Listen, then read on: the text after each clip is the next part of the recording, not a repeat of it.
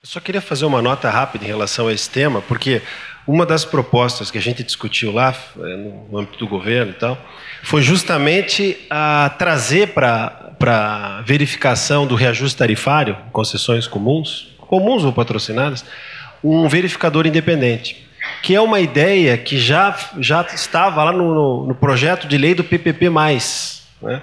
Ali tinha uma previsão, só que isso acabou não se convertendo em lei.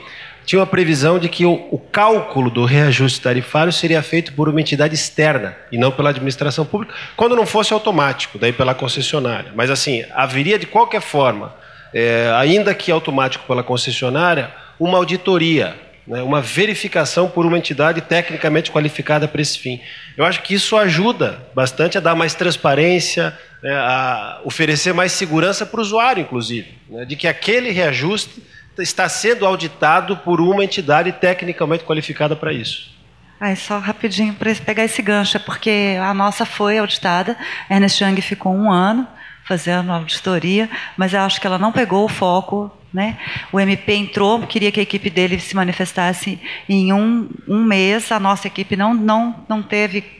Nós não tivemos recurso humano mesmo para entrar, e agora o novo prefeito está pedindo uma nova auditoria, e o nosso Ministério Público de Contas quer que barre essa auditoria, porque ele diz que essa tarefa é nossa. Você acha que essa tarefa é do Tribunal de Contas? Me ajuda a fazer meu para-casa que eu tenho que responder lá. Eu acho o seguinte, eu acho que tudo é uma questão de como foi montado o programa, como está definido no contrato. Eu acho que tem uma primeira verificação, né, sobre não só essa questão do registro tarifário, diversas outras questões, que é no plano do contrato, né, são o modus operandi do contrato. O controle é a revisão de procedimentos quando há ilegalidade. Eu acho que o controle, originariamente, não é a instância para fazer essa verificação.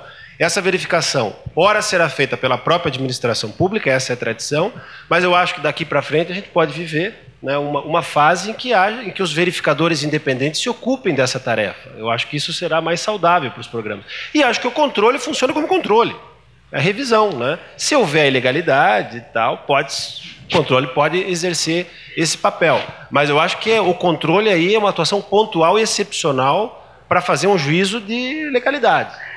Bom, é exatamente o que eu pensei, assim, porque, inclusive, o Ministério Público alegou que seria mais econômico a gente desempenhar a atividade do gestor que ele já está buscando, e ele abriu um edital, né, para quem quisesse, olha, coloque os itens que nós queremos auditar. Então, realmente... E também pode ajudar a agência reguladora, né? Quando tem agência reguladora, a nossa experiência aqui em Santa Catarina em saneamento básico, né? Pela lei de saneamento básico é necessário que haja uma entidade de regulação, e esses reajustes passam pela entidade de regulação, então também isso ajuda, né? E nos outros casos também é possível estabelecer uma agência, né? Mesmo na PPP, ou mesmo a ideia do auditor. Agora não é uma atribuição de vocês fazer necessariamente, obrigatoriamente, uma verificação prévia. Como o Fernando falou, se houver uma ilegalidade, vocês têm competência para questionar. Bom, vamos lá aqui. O Guilherme, da Prefeitura de Balneário Camboriú, pergunta para a senhora o seguinte: de uma forma geral, como ficam os limites fiscais ou quais os impactos fiscais das PPPs em vista da lei de responsabilidade fiscal? Onera ou desonera o limite com pagamento de pessoal, por exemplo, de endividamento, de garantias e contra-garantias? Por enquanto não está dando impacto nenhum, porque a gente está com... Eu estou precisando de uma equipe para olhar comigo a parte contábil. Se não estiver contabilizando nada, não está impactando nada, né? Mas, na verdade, a PPP ela é feita para o seguinte: em termos de você fazer investimento, você tem aqui... teórica, tá, gente? Em tese, é para ser assim quando é bem feito. Então, você tem aquela perspectiva de gastos, né, mais constante, mais previsão. E, em termos de endividamento, aí já depende como a STN tem entendido a coisa, né? Então, ela coloca o seguinte: conforme o risco assumido, então essa contabilização é pela essência. Então, se você assume um risco relevante de disponibilidade, de construção ou de demanda, se a administração pública diz assim, olha, eu te pago mais de 40% da previsão de demanda, né? Mais de 40% do risco de construção. Então, isso daí já é alocado como dívida. Então, pelas regras, assim, tem muita PVP que aumenta, sim, a dívida, né? Então, em termos de despesa de pessoal, é muito claro que os custos de gestão e mesmo a eficiência, por vezes, de pessoal da iniciativa privada, ela é melhor.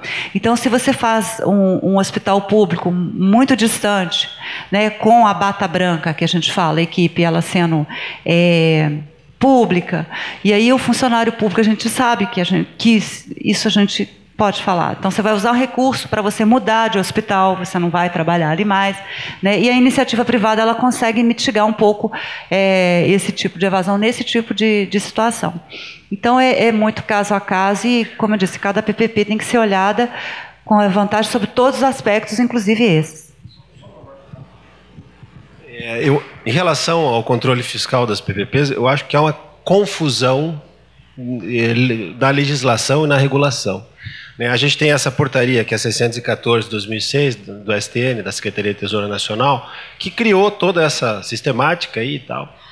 E depois, as edições do Manual de Contabilidade Pública desmentiram alguns desses critérios. Então, a gente fica numa dúvida do que seguir, se seguimos a portaria 614 ou se seguimos o Manual de Contabilidade Pública, que, na verdade, são critérios diferentes. Além disso, a lei de PPP tem outros controles fiscais, você mesmo fez referência àquele percentual de 5% da receita corrente líquida em relação a despesas de caráter continuado. Nós não sabemos exatamente o que são as despesas de caráter continuado. Eu acho que precisa definir isso na legislação, né? Há uma certa confusão. Particularmente, a gente provoca muito a STN, porque, mas não vejam só, se vocês observarem, a contraprestação pública, né, os pagamentos públicos numa PPP, ali está envolvido, uma parcela disso é pagamento do ativo, de bens que vão se reverter ao final do contrato para o poder público, então ele está financiando bem e ele está pagando serviço. Então faz sentido, na minha percepção, que a parcela da contraprestação endereçada ao pagamento de ativos seja contabilizada como dívida, endividamento. E a parcela em relação a serviços como a despesa de custeio, né? Ele tem que ser tratado como despesa de custeio. Porque a gente vê que há uma certa contradição, né, se nós usarmos uma concessão administrativa, né, para prestação de serviços, João, uma situação similar a 8666. Tudo bem que o contrato tem um prazo maior, mas você vai ter um tratamento fiscal discrepante da 8666 em relação à PPP. A PPP vai ter um controle fiscal muito mais rigoroso. Mas será que faz sentido se a prestação de serviço é praticamente a mesma? Então, eu acho que a gente precisa atualizar a legislação nesse sentido, né? Aqui em Santa Catarina, desculpe interromper, a gente não sofre isso, não é uma dor que nós temos. Porque assim, o Brasil discute o quê? Olha, eu já estou no limite, não posso mais fazer PPP. Já fiz tudo que, por exemplo, Minas Gerais, já fiz tudo que podia fazer, eu estou ali estourando meus 5%, não posso mais fazer, daí fica tentando achar, pedir para ampliar o limite. Repito, aqui a gente não tem nenhuma, o dinheiro está aí para gastar. Nosso problema não é o limite, a gente está zero, não tem nada. Então, sim, vamos ter essa discussão quando a gente começar a ter alguma PPP, né? Agora, sobre essa história da responsabilidade fiscal, dos limites fiscais, tem esse limite de 5%, mas sim, você compromete, sim, um tanto de recursos públicos, mas a ideia com a PPP, você viabiliza o investimento. Então, eu vou tentar ser didático até para algumas pessoas, talvez aqui que não têm experiência com o assunto ou que não conheçam tanto. Imagina o seguinte, um projeto de educação. Você quer modernizar as escolas, equipar as escolas com bens de informática e fazer toda a manutenção das escolas. Deixar as escolas assim, em ambiente de primeiro mundo. Quanto é que isso vai custar aqui em Florianópolis para fazer isso? Suposição, 30 milhões de reais. O município de Florianópolis tem 30 milhões de reais para fazer isso hoje? Não tem. Vai ter daqui a 5 anos? Provavelmente não vai ter. Não vai ter nunca, né? E as escolas vão continuar do jeito que estão, né? Daí, o que é a PPP? A PPP é o seguinte, eu faço a PPP, vem uma empresa privada, faz o investimento, põe os 30 milhões de uma vez, eu modernizo as escolas, eu deixo elas tinindo, eu equipo informática, ela vai fazendo a manutenção. E eu não pago os 30 milhões aqui na cabeça, é o poder público. Eu vou pagar esses 30 milhões em 30 anos. Então, a PPP é um instrumento de financiamento, é um dinheiro que a gente tem à disposição, que aqui em Santa Catarina a gente precisa aprender a gastar esse dinheiro. Simples assim.